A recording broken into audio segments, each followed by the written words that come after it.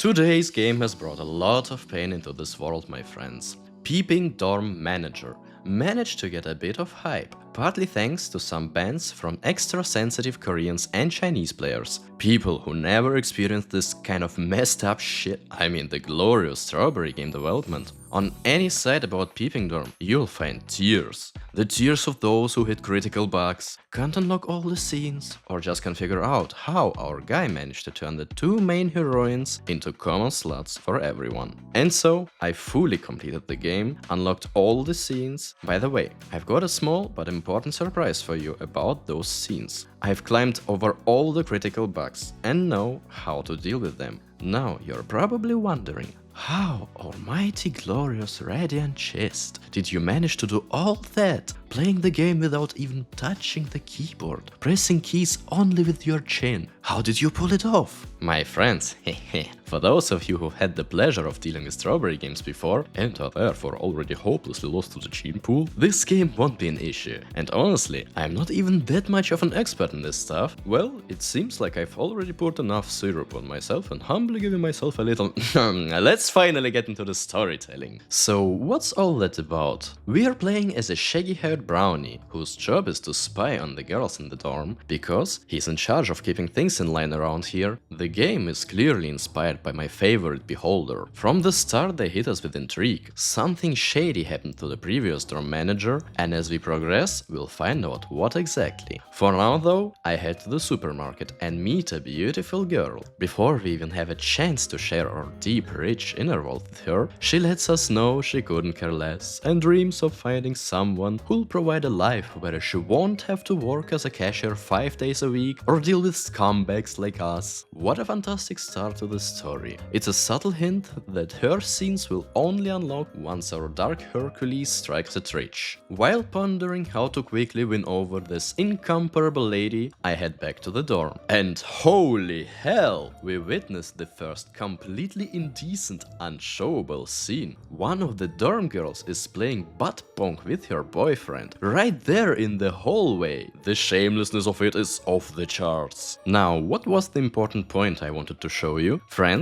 I didn't just record all the available scenes. Unlike anyone else in the world or the universe, I didn't slack off. I went the extra mile and edited everything so that before the main dirty scene plays, you'll see all the pixelated foreplay and then the final strawberry. So, dive into the cut content for some unique material, especially since from a technical standpoint, it's flawless, no complaints here. After seeing the mess and utter disrespect going on in his beloved dorm, our hero realized it was time to take matters into his own hands and bring everything under his strict control. I head back to the store again and start building some important connections there. Here's this guy who glued a coin to the floor, and our money-hungry redhead, flashing her goods, is trying to pry it off. At that moment our hero knew he had found a kindred spirit. His name is Kenmo. He's the owner of a gentleman's club, basically a crew of professional perverts who can teach us all the skills we need in this messed up world. The gameplay here is noteworthy because we have to dig up info on all the characters we encounter, ruling like maniacs. The first rule of the game is see text highlighted in blue, drop everything and click on it before it disappears. I ignored this wise advice and I'll regret it later. After checking out Miss Mango's profile on the Facebook, I head off to figure out who will be spying on for the rest of the game, because my eyes are itching for action. We already caught the first slut, so it's time to track down the second one. By the way, she's a fellow worker in the field, a streamer on OnlyFans, broadcasting on 18 Live. Spoiler alert, we are going to be forced to watch her streams, and I nearly died from boredom. How guys can sit through hours of that in real life, I have no idea. I guess that's one of those twisted fetishes that I'll never quite get. By the way, our brownie is one of your greatest fans. The lady whose hole was being rhythmically pounded in the hallway, yeah, we meet her again in this room. She's the so-called shy one, Misaki. And yeah, she's got a boyfriend, but we couldn't care less. To unlock the content we are all here for, you gotta make money. Through minigames. The first 5 times, it's kind of fun, but after that, it gets sold real fast. The key to avoiding this grind is to save up $1,000, buy a camera and start snapping pics of the tenants' panties using those sticky coins. Each photo brings in $400, while minigames, if you really try hard, only get you 114 per round. Makes it clear, right? After checking out the profiles of our red-headed beauty and the nerdy girl, I headed to the one place where I'm always welcome, the Gentleman's Club. This spot is the gathering point for the city's finest, and this is where I learn who to sell the photos to. We meet here Doggy Man too, an absolutely essential character. He's a wizard. If you're stuck, frustrated, and can't figure out how to advance a quest, you bring him some dirty panties from the character you're having trouble with. If you guys were smart like me and had read Viva la Vagina, all the romance of stealing women's underwear would vanish immediately. Compared to the female apocalypse, we guys have practically a crystal clear temple of innocence down there, even if we accidentally piss ourselves. On top of everything else, I meet a guy who in the future I need to buy every service from to unlock all the scenes. A new location, the park, becomes available to me, where some random homeless guy is hanging around. We feel sorry for him for a bit, then head to our cozy bed to crash. But before that, I figure out the schedule for when it's time to steal panties. I also uncover some interesting info about the nerd girl's boyfriend. He's part of a student theater, standing there with some chick in purple. And seeing that, our dark hero starts thinking about how he could use this against him. I've got a problem though. I need to break into the rooms of my tenants and set up hidden cameras. And for that, I at least need a key. So I head to the theater where the nerd girl went, find her bag and steal her key. But I get caught on camera, and now a cop in a very promising uniform is about to haul me off to jail, where only Satan knows what'll happen to our handsome hero. So instead of swiping her key, I make a copy, and bam! I'm in the nerd's room, ready to uncover her dirty little secrets. By that point, I had already grinded through some minigames and could afford to buy a camera. I get the cameras from the Gentleman's Club, and one fine evening, I finally sit down to watch some forbidden footage and learn something interesting. Turns out, Misaki's boyfriend is actually a pretty normal dude, spending his days playing video games like any decent person. But his girl, she's a total disaster. Not only does she ruin Akira's, yeah, that's his name, downtime after grueling theater rehearsals and intense student life, but she also drives him insane with her constant whining. Honestly, you could bundle all those problems into one, and that's just the tip of the iceberg. We spied on Misaki's personal life problems, but we got an even better sense of their scale when we watched her in the bathroom. We watched and watched, and she just couldn't seem to solve her issue. That's when I start turning on the charm. I approach Misaki-chan in the living room, sneaking peeks at what shows she's into, but not to pretend that her interests are mine. Oh no, it's much more twisted than that. Our perverted hero is also a keen psychologist and quickly figures out what's bothering the nerdy girl. She thinks her boyfriend is cheating on her, and she's also got what seems to be a case of enlarged vagina syndrome, because the standard size isn't doing it for her, something we'll find out more about later. Misaki starts complaining to us, plus she's interrupting the poor guy's game of Call of Duty. Her endless whining actually works, and the poor sap is forced to take her out to the movies on Saturday, which of course we'll take full advantage of. It's a good thing our hero has been practicing stealing panties. We sneak into the nerd girl's room and plant a pair of random panties in the bag her boyfriend left behind. We did have to quickly jump into the closet and witness the low-level sex he was giving his girlfriend in bed. But overall, the plan worked. Misaki throws a huge scandal at him. The next day, we go to console the heartbroken girl, and she spills the beans about the panties. "I knew it," she says. "I always suspected that two-timing jerk. It all adds up now. He's been screwing that actress slut from the theater after all." At this moment, it finally dawns on me. Not too fast, I admit. Bloggers aren't exactly known for their quick thinking. We are playing as a total scumbag. Want to play as a villain? Here he is. And no, there won't be an option to become a good guy again. The relationship between them falls apart completely. The girl, though, quickly realizes that while her boyfriend was busy playing games, supposedly cheating on her and ignoring her, he was also the one fixing everything that broke around the place. And now he's gone. But there's us. Our hero knew exactly what needed to be done and what kind of payment to ask for in exchange for repairs. Seizing the window of opportunity, our dark hero screws the nerd girl, fulfilling her secret fetish of total submission to a dominant man. The next day though, she starts feeling a bit guilty, saying that now she'll definitely be labeled a slut for changing boyfriends too quickly. But thanks to the minigame focused on her lovely features, which by the way I also recorded in the cut content, Misaki lets us back into her third base all over again. Then the game takes a slightly non-traditional turn. The nerdy girl starts doing everything it told her, and our hero, being a proud member of the Gentleman's Club, has a taste for the unconventional. So, during one of our intimate sessions, without even leaving her USB port, we tell her to call her boyfriend and make up with him, so we can later fuck his obedient girlfriend, who's probably just pretending to be weak-willed and is actually using us to get revenge on her ex. Let's not forget, by the way, that her ex never really did anything wrong to her. Well, maybe he did.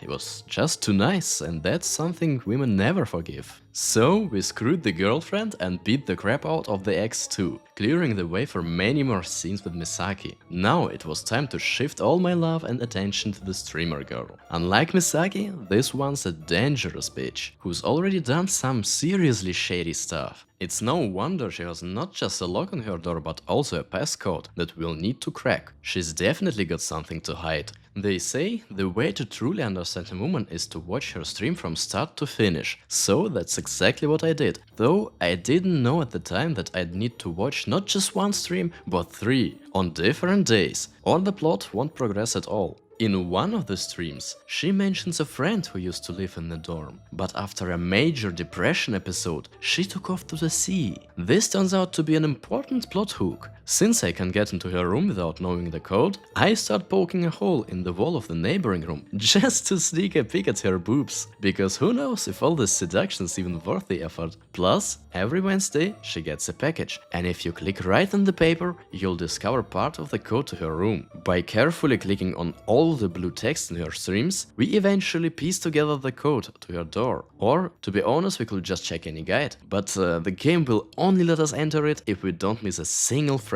in both her monologues and the online pages. In the English version, there's a critical bug around this part. What happens is, the blue text doesn't show up and you can't click on it. If you're playing the English version and run into this issue, temporarily switch the font to Chinese, click through the page by memory, and the blue phrase will appear. Once you've clicked it, you can switch back to the English version. So, what's the deal here? We really do learn about the girl who went off to the sea because of her depression. And we also discover the name of the former dorm peeping manager, finding out that he was the reason for her severe depression. It's scary to even think about what he did to her. He drove the poor woman to that state, and now he's just a bum hanging around the playground. You can bet there were nipple clamps and a hook involved. I go to the ex-manager to get the details about what exactly went down. For a mere $200, he tells us his story. Christmas, last year. The same old faces. Everyone's drinking and having fun. Turns out the depressed girl actually kind of liked this chubby dude, as we later find out. So the moment comes. They drink some wine brought by the redhead, she leaves, and the two lovebirds are left alone. Suddenly, the girl blacks out, and the guy's already hard on turns into something downright lethal. He approaches her, doesn't even get to take his pants off, and then text disappears. But I'll tell you what happens. The redhead bursts in, outraged, seeing him looming over her friend with supposedly bad intentions. So she takes her away, and that's it. The guy becomes a bum, and the girl falls into depression. At first I thought, what the hell? Scriptwriter buddy, where is the secret room of brutality? I mean, the guy didn't even get his pants off. Maybe that's why she fell into depression? Nah, doesn't seem like it. If I fell into depression from shocks like that, I'd have been locked up in the loony bin a long time ago. Although, people do have different levels of sensitivity, so maybe it really was a shock for her. But imagine this, guys. What would you feel if a giant vagina was threateningly hovering over your face while you were half asleep? Wouldn't that throw you into depression? What? You'd actually like that?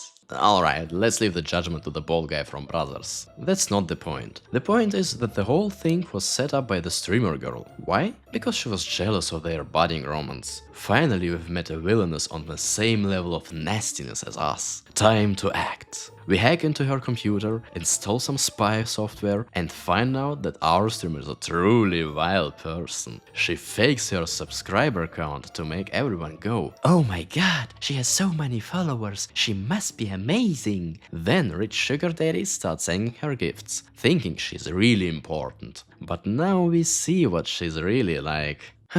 Why don't rich sugar mommies send me gifts? In his lack of foresight, our hero hints to her that he knows all about Christmas and her little setup, basically calling her out as a schemer. And what does the schemer do in response? She decides it's time to get rid of us, just like she did with the previous dorm manager. She plans to frame our brown bear, claiming we tried to get naked and throw ourselves at her charms. To level up in the storyline and outsmart her with honor, we need to sneak some sleepy-dos or exciteddos, who knows what exactly is stuffed in there, into the aroma thingy she's been hyping on the streams. The important part is, it's supposed to work. Damn, it didn't.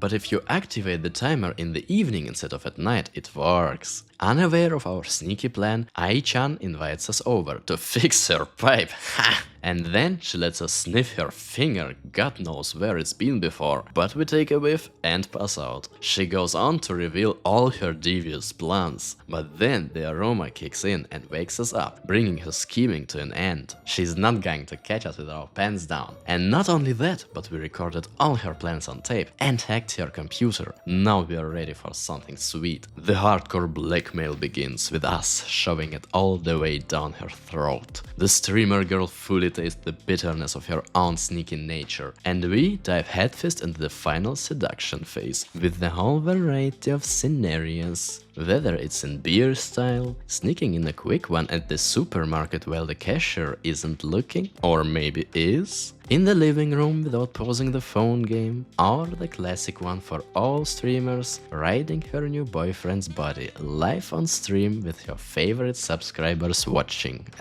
Anyway, if you buy everything from Mentor, you'll unlock the remaining scenes. The grind with the camera isn't too bad, just don't farm by cleaning or you'll go crazy. If we buy a statue, we can even take a ride on the actress that the nerd girl's ex never got with. To unlock the cashier's scene, you'll need to save up a ton of cash and buy out her whole stock. Then, this money-hungry bitch will let us under the counter to polish her puff cake, and then take care of our untamed beast. There is also another side character, the sweaty athlete who hangs out at the park. You can impress her by cleaning up after her dog. Yeah, not exactly something they teach in pickup lessons. Or rather, it's the dog will impress, and thanks to the mentor's secret potion, we'll be able to understand dog speech and find out that its owner comes here on Sundays to sit naked in the bushes? The scriptwriter didn't bother to explain why she does this, probably because it would have been even dumber and crazier than the whole depression story.